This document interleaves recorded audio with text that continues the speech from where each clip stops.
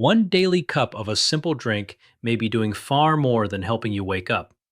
Not by melting fat overnight, not by replacing exercise, and not through any miracle compound hidden in a tea bag.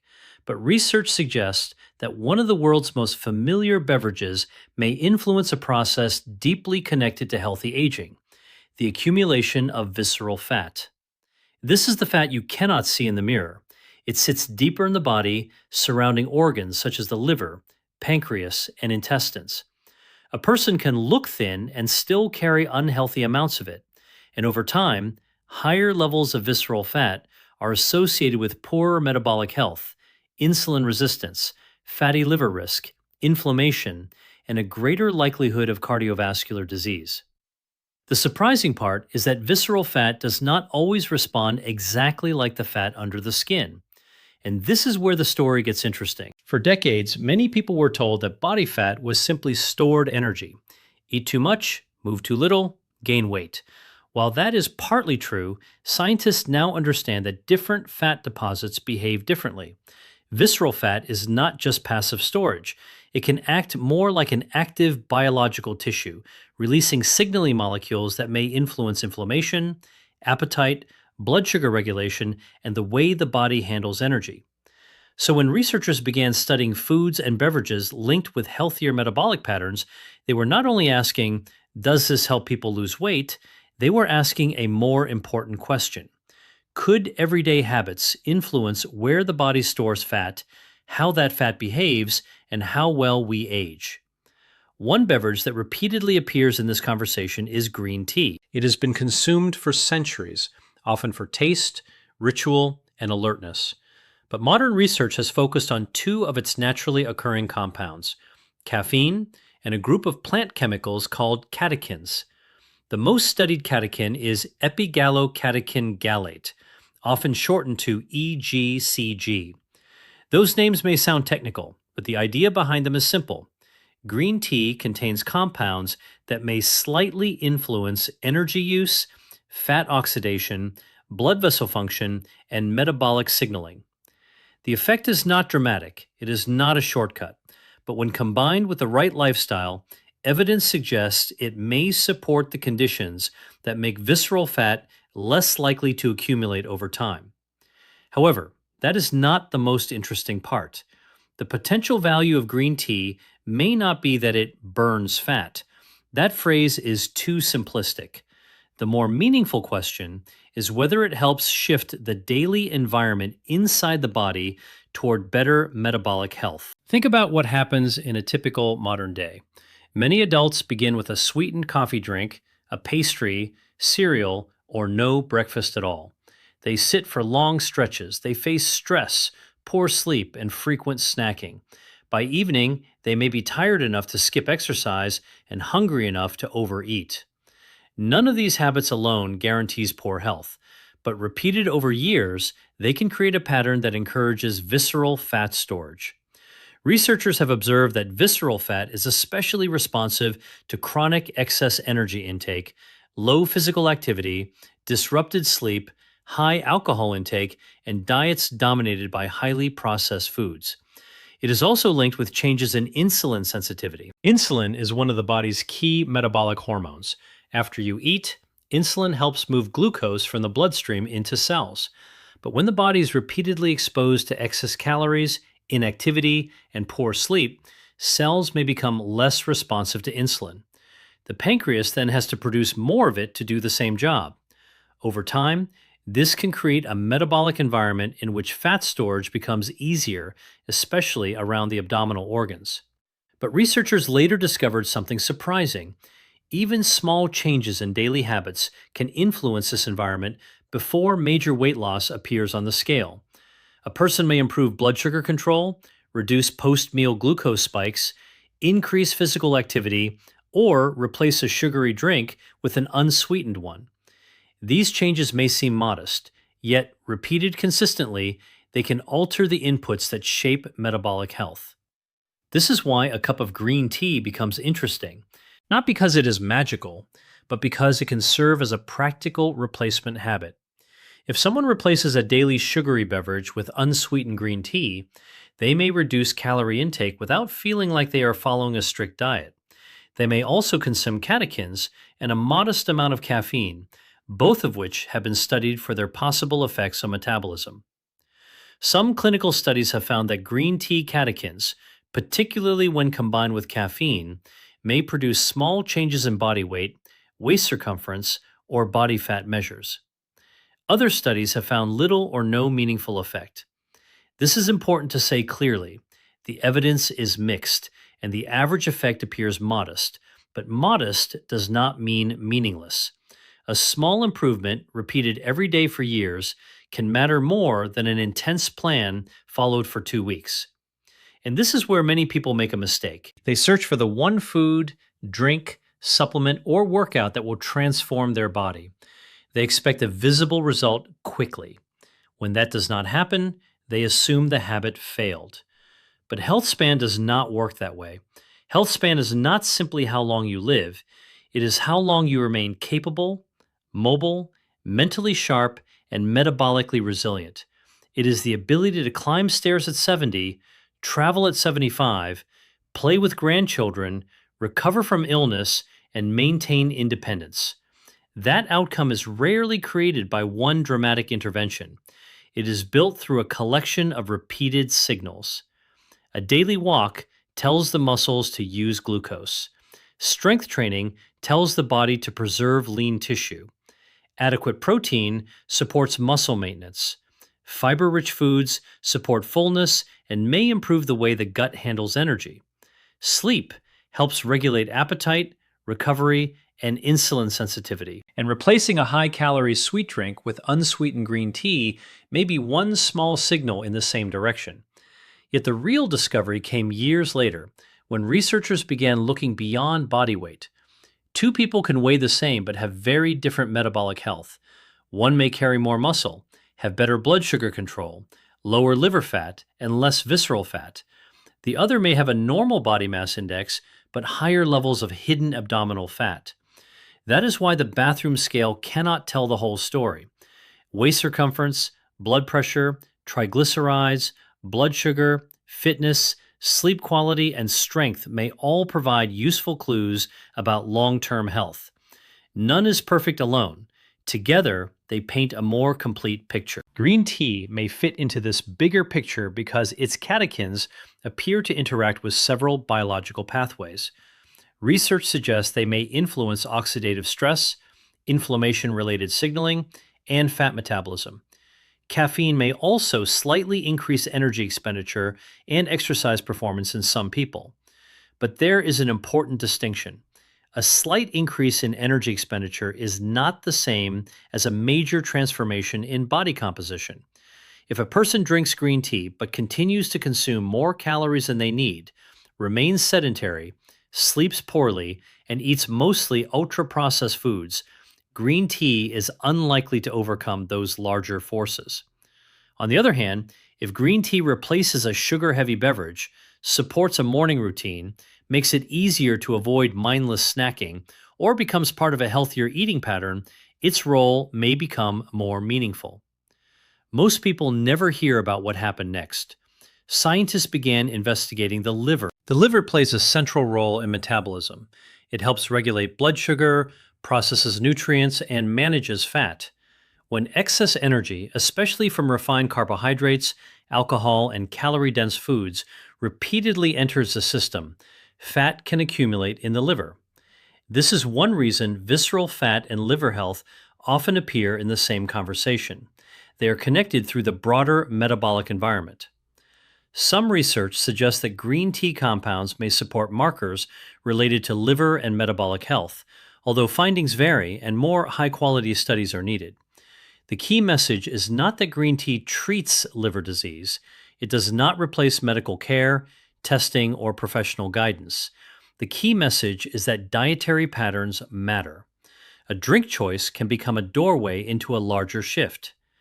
Imagine two versions of the same morning. In the first, you begin with a sweet drink that delivers a large amount of sugar quickly. Blood glucose rises, insulin responds, and you may feel hungry again sooner than expected. By mid-morning, you reach for another snack. In the second, You begin with water, coffee without added sugar, or unsweetened green tea. You pair it with a protein rich, fiber containing meal. You take a short walk after eating. Neither morning is perfect, but the second one sends a different metabolic message, and over time, those messages add up. There is another reason green tea deserves a closer look.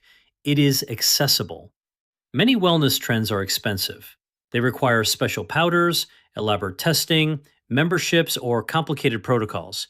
Green tea is not glamorous. It is inexpensive, widely available, and easy to prepare. That simplicity may be its greatest strength. The best health habit is often not the most impressive one. It is the one you can repeat when life is busy, when motivation is low, and when you are not trying to be perfect. Still, green tea is not right for everyone in the same way. It contains caffeine, which may affect sleep, anxiety, heart rhythm symptoms, or medication timing for some people. Concentrated green tea extracts are different from brewed tea and may carry greater risks, particularly when taken in high doses. Anyone with a medical condition, pregnancy, iron deficiency concerns, or medication questions should speak with a qualified clinician before making major changes. So, what does the science actually support? It supports a more nuanced idea than the headline promise. One daily cup of unsweetened green tea may be a useful part of a lifestyle designed to support metabolic health. Its catechins and caffeine may have small effects on energy metabolism. Replacing sugary drinks may reduce excess calorie intake, and the ritual itself may reinforce healthier choices. But the deeper benefit may be psychological as much as biological. When you make one intentional choice each day, you create momentum. And momentum is what turns health information into healthy aging. In the next part, we will explore how to use green tea strategically without falling for exaggerated claims, the best time to drink it for your routine, the mistakes that can cancel out its potential benefits, and the far more powerful habits that work alongside it to reduce visceral fat risk over the long term.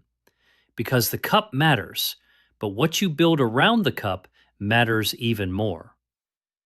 The first question most people ask is simple: when should you drink green tea? The answer is less dramatic than many wellness headlines suggest. There is no single perfect time that automatically changes your metabolism. What matters most is whether green tea fits into a routine that supports sleep, appetite, movement, and overall nutrition.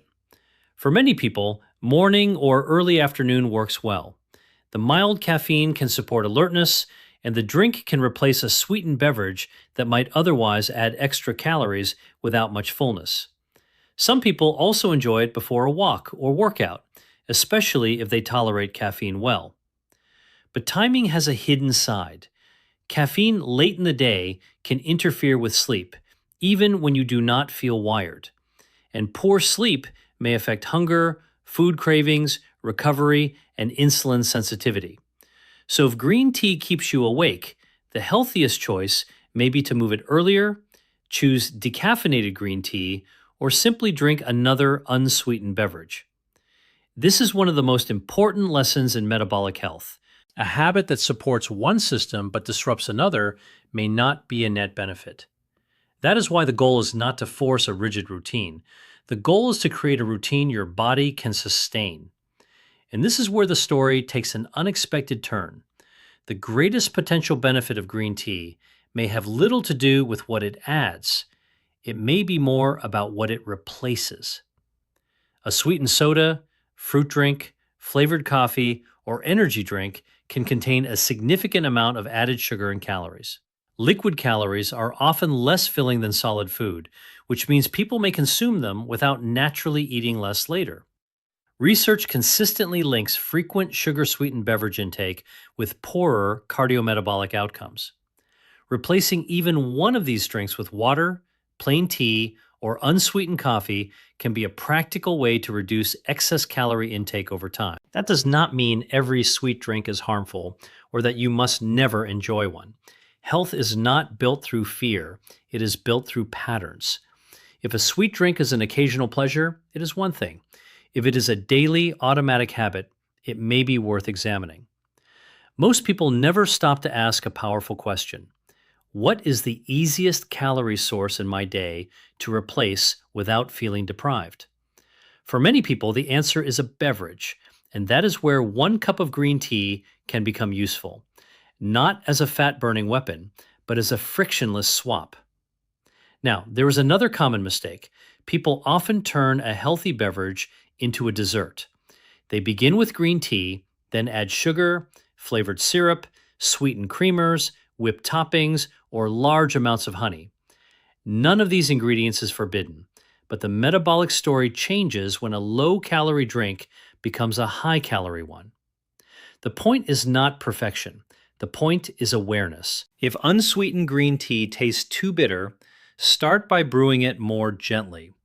Water that is too hot or tea that steeps too long can make the flavor harsher. Try a shorter steeping time, a cooler temperature, or a squeeze of lemon.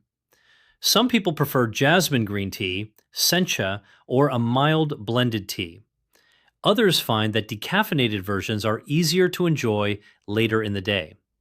The best version is the one you will actually drink consistently without turning it into a sugar delivery system. But researchers later discovered something even more useful. The body's response to food is not determined only by what you drink, it is influenced by what you do after you eat. A short walk after a meal can help working muscles use glucose from the bloodstream. This is especially relevant after larger meals or meals higher in carbohydrates. You do not need a long, exhausting workout. Even a brief period of movement may be helpful. This is a powerful idea because it changes the way we think about exercise. Exercise is not only something that happens in a gym, it is also a tool for managing the daily flow of energy through the body.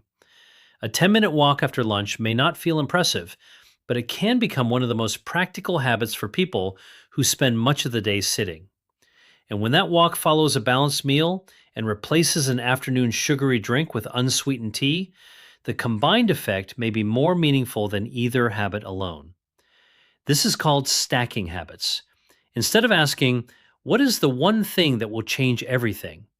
Ask, what are 3 small things that work together? For example, you might drink unsweetened green tea with breakfast, eat a meal containing protein and fiber, and walk for 10 minutes afterward. You might repeat a similar pattern at lunch. These actions do not need to be perfect. They need to be repeatable. Yet the real discovery is not about tea at all. It is about muscle. Muscle is one of the body's most important metabolic organs. When muscles contract, they use energy. They also help clear glucose from the bloodstream. As people age, maintaining muscle becomes increasingly important for strength, balance, mobility, and metabolic resilience. This is why resistance training deserves far more attention in any conversation about visceral fat. Many adults focus only on cardio because they want to lose weight. Cardio can be excellent for heart health, fitness, mood, and calorie expenditure. But resistance training helps preserve or build lean mass, which supports function and may improve the way the body handles glucose. You do not need to become a bodybuilder. You can begin with bodyweight movements, resistance bands, machines, dumbbells, or guided strength sessions. The goal is to challenge major muscle groups safely and progressively over time. For someone in their 40s, 50s, 60s, or beyond, strength is not merely an aesthetic goal. It is a longevity asset. It helps you get up from a chair, carry groceries, climb stairs, protect joints, reduce fall risk, recover from illness, maintain independence. And this is where visceral fat reduction becomes part of a much bigger story. The goal is not simply to make the waist smaller. The goal is to build a body that can handle life. That body needs muscle. It needs cardiovascular fitness. It needs adequate sleep. It needs nutritious food. And it needs a metabolic environment that is not constantly overwhelmed by excess calories and inactivity. So if green tea has a role, it is a supporting role in a much larger cast. Now let's talk about food. because this is where many well intentioned plans go wrong. People often try to reduce visceral fat by eating as little as possible. They skip meals, cut out entire food groups, or follow extreme plans they cannot maintain. Sometimes they lose weight quickly, but they may also lose muscle, feel exhausted, and eventually regain the weight. A more sustainable approach is to focus on food quality and satiety. Protein helps many people feel fuller and supports muscle maintenance, especially when paired with resistance training. Fiber rich foods, including vegetables, beans, lentils, fruits, whole grains, nuts, and seeds, can support fullness and digestive health. Minimally processed foods tend to make it easier to recognize hunger and fullness compared with highly processed foods designed to be easy to overconsume. But there is a detail many people miss. You do not have to eat perfectly to improve your pattern. If breakfast is usually pastries or refined cereal, adding Greek yogurt, eggs, beans, or another protein source may be a meaningful first step. If lunch rarely includes vegetables, adding one serving can be progress. If dinner portions are large because you arrive home extremely hungry, a more balanced lunch or afternoon snack may help. Small adjustments reduce the need for willpower, and when a plan requires less willpower, it is more likely to last. Another hidden factor is alcohol. Alcohol can add calories, disrupt sleep, affect appetite, and contribute to liver fat in some people. The relationship between alcohol and health is complex and depends on the individual, the amount consumed, and medical history. But if reducing visceral fat risk is a priority, reviewing alcohol habits can be more impactful than searching for another supplement. This is not a judgment, it is simply a reminder to focus on the largest levers first. The same is true for sleep. When sleep is short or inconsistent, people often experience stronger cravings for calorie dense foods and less motivation to exercise. Sleep loss can also affect hormones involved in appetite regulation. This does not mean one bad night ruins your health. It means that chronic sleep disruption can make healthy choices harder. A practical target for many adults is to create a consistent sleep window, reduce bright screens and stimulating content before bed, keep caffeine earlier in the day, and make the bedroom as dark and comfortable as possible. Notice how green tea appears again in this story. If you drink it too late and it reduces sleep quality, it may work against the larger goal. If you drink it earlier and use it to replace a sugary afternoon beverage, it may support the goal. Context changes everything. And this leads to one of the most useful principles in nutrition science. There are very few foods that are universally good or bad in isolation. What matters is the pattern, the dose, the timing, the individual, and what that food or drink replaces. Green tea is not a requirement for health. Plenty of healthy people do not drink it, and drinking green tea does not compensate for smoking, chronic inactivity, poor sleep, or an overall low-quality diet. But for people who enjoy it, unsweetened green tea can be a simple tool. It may support hydration. It may offer plant compounds associated with metabolic benefits. It may provide a gentle alternative to high-sugar drinks. And it may become a daily reminder that health is shaped by choices repeated more often than choices made perfectly. Before you make green tea part of your routine, remember a few sensible precautions. Brewed green tea is generally different from concentrated extracts. High-dose supplements can deliver much larger amounts of catechins than a normal cup of tea, and may not be appropriate for everyone. More is not always better. If you are sensitive to caffeine, have trouble sleeping, experience palpitations, are pregnant, take medications, have iron deficiency, or have a medical condition that affects your diet, it is wise to discuss your habits with a qualified healthcare professional. Tea can also affect iron absorption when consumed with meals for some people, so timing may matter. The safest approach is usually the simplest one. Enjoy a normal brewed cup, avoid excessive sweeteners, and keep the bigger picture in view, because the bigger picture is where long-term change happens. Visceral fat does not usually appear because of one meal. It accumulates through patterns, and it is unlikely to change because of one beverage.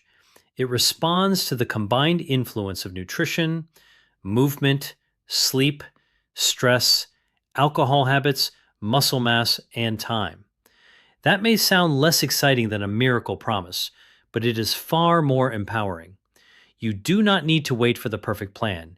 You can begin with one decision today. Replace one sugary drink with unsweetened green tea, water, or another low-calorie option you enjoy. Add a short walk after one meal. Include a source of protein and fiber at breakfast. Schedule 2 strength sessions this week. Protect your sleep as if it were part of your nutrition plan, because it is.